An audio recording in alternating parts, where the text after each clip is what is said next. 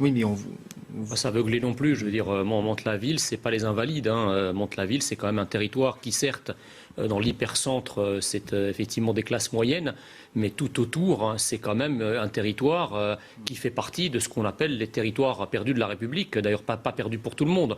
Donc, il y a effectivement dans ces territoires-là, et par effet de ricochet sur les territoires géographiquement connexes, toute une gangrène de la violence qui a tendance à se manifester. Je veux dire, c'est pas la première fois. Alors effectivement, peut-être qu'à Mantes-la-Ville et peut-être que ce médecin-là, c'est la première fois que ça lui arrive. Mais enfin, quand on entend le témoignage par ailleurs des médecins qui exercent, et y compris d'ailleurs les médecins du SAMU qui sont amenés à se rendre dans ces quartiers-là, je veux dire, il ne faut pas être sourd.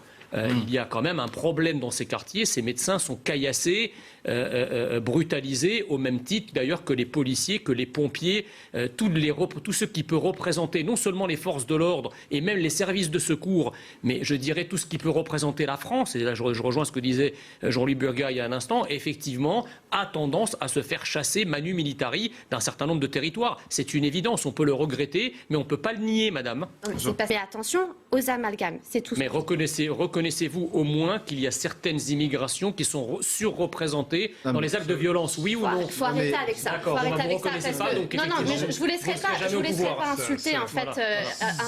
Je laisserai pas en fait dire des choses comme ça. D'abord, je vous pose une question.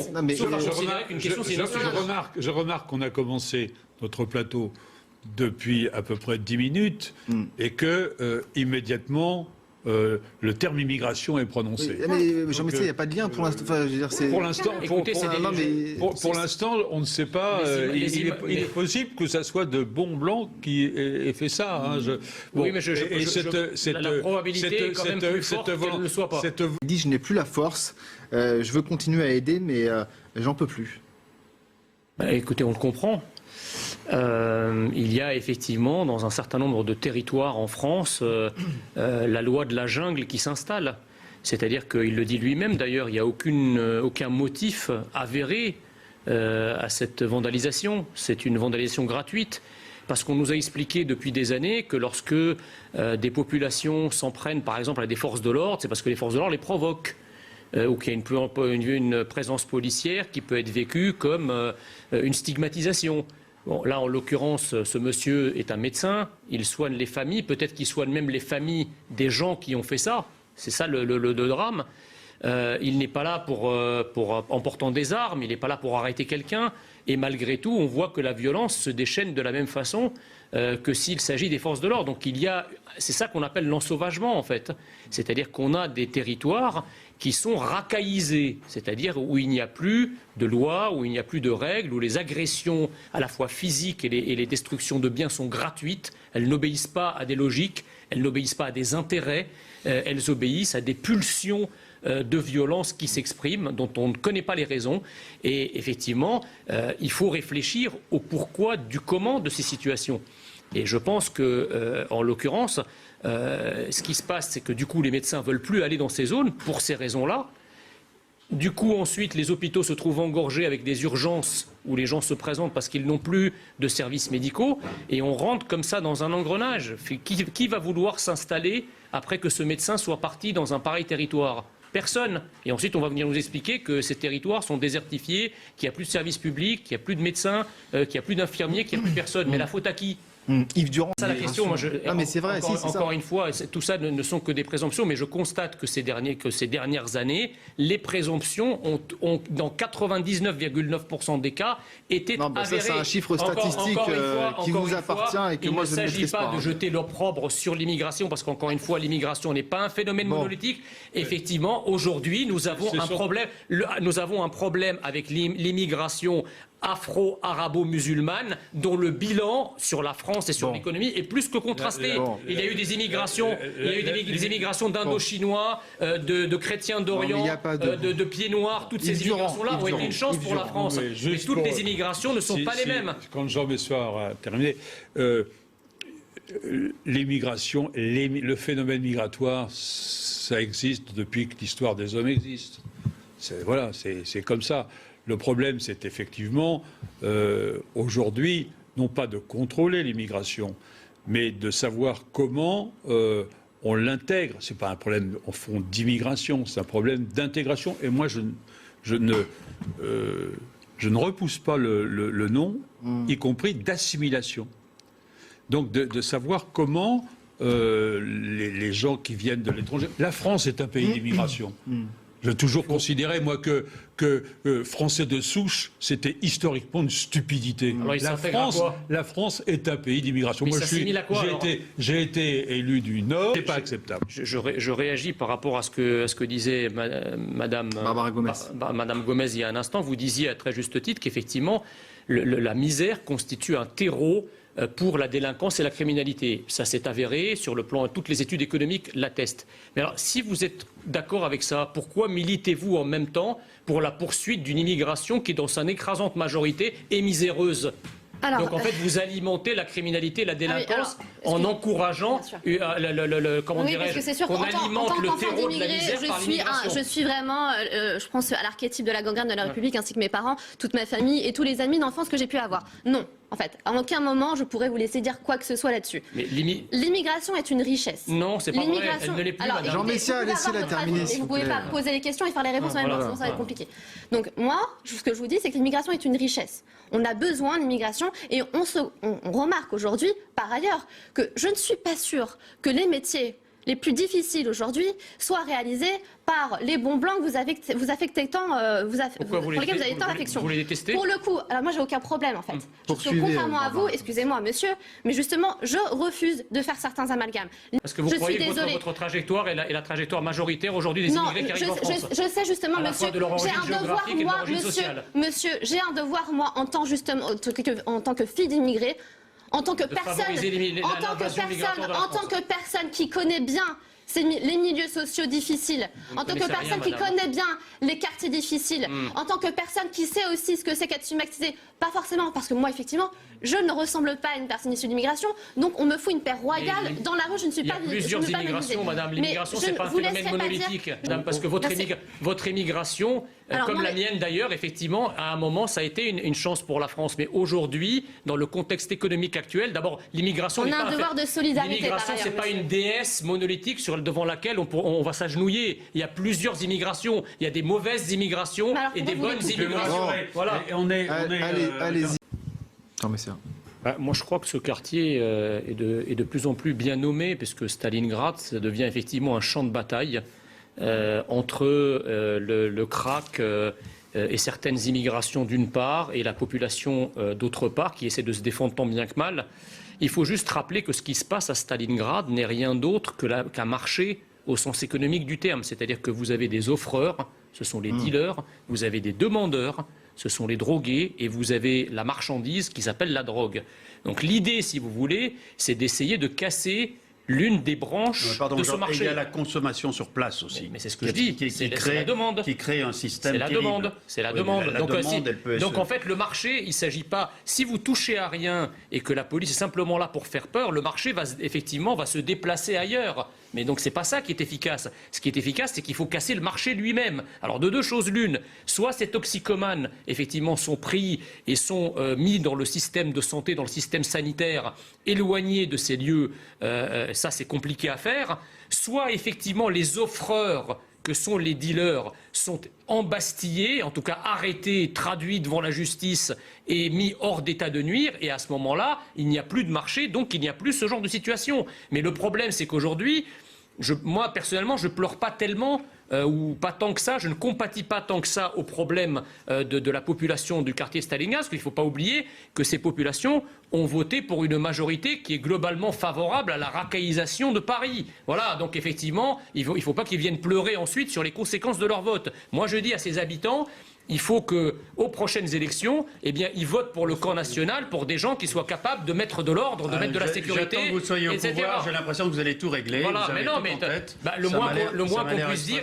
Oui, mais attendez, le but d'un pouvoir politique, c'est pas d'expliquer pourquoi c'est impossible. C'est au moins d'essayer d'engager une action. Alors, je dis pas qu'engager une action garantit la réussite, mais ne rien faire garantit l'échec. Moi, si vous voulez, la prévention, c'est un espèce de mot magique qu'on sort à chaque fois qu'on a des crises comme ça, et on ne peut que s'étonner du décalage qu'il y a entre le mot prévention et la réalité qu'on constate sur le terrain, qui est extrêmement violente, parce qu'on assiste ni plus ni moins qu'à de l'autodéfense de citoyens qui pallient l'absence de l'intervention de l'État. Donc ils tirent sur les dealers au mortier, etc. C'est quand même une situation particulièrement inquiétante. En réalité, pour éradiquer le fléau de la drogue, il n'y a pas 36 solutions, il n'y en a que 2.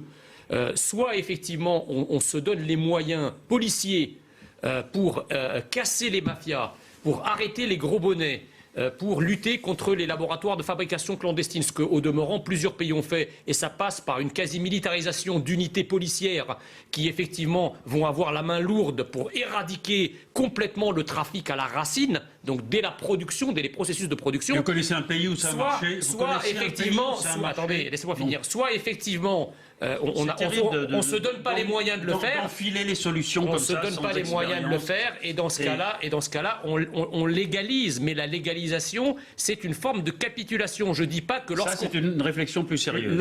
Je dis pas que lorsqu'on va effectivement. Ouais, personne ne parle de la légalisation. C'est pas ça. C'est que Jean-Louis, je dis simplement que c'est pas parce qu'on se donne les moyens, on va éradiquer à 100% la drogue. Mais si déjà on pouvait faire baisser le niveau de trafic, le niveau de criminalité, le niveau de blanchiment d'argent, enfin toutes les ramifications qu'il y a autour de la drogue, ça serait déjà pas mal. C'est évident qu'on ne pourra jamais annihiler complètement. Le président a parlé de reconnaissance, pas de repentance. Jean Messia, je t'en perds un peu quand même. Le président tombe parfaitement dans la célèbre citation du général de Gaulle qui disait un jour les professionnels de l'aplatissement prendront le pouvoir, ceux qui ont la médiocrité pour programme et l'abandon pour destinée. Voilà ce qu'est Emmanuel Macron. Je pense que nous ne sommes pas perçus comme humiliants. Je pense que c'est Emmanuel Macron qui est perçu comme humiliant la France.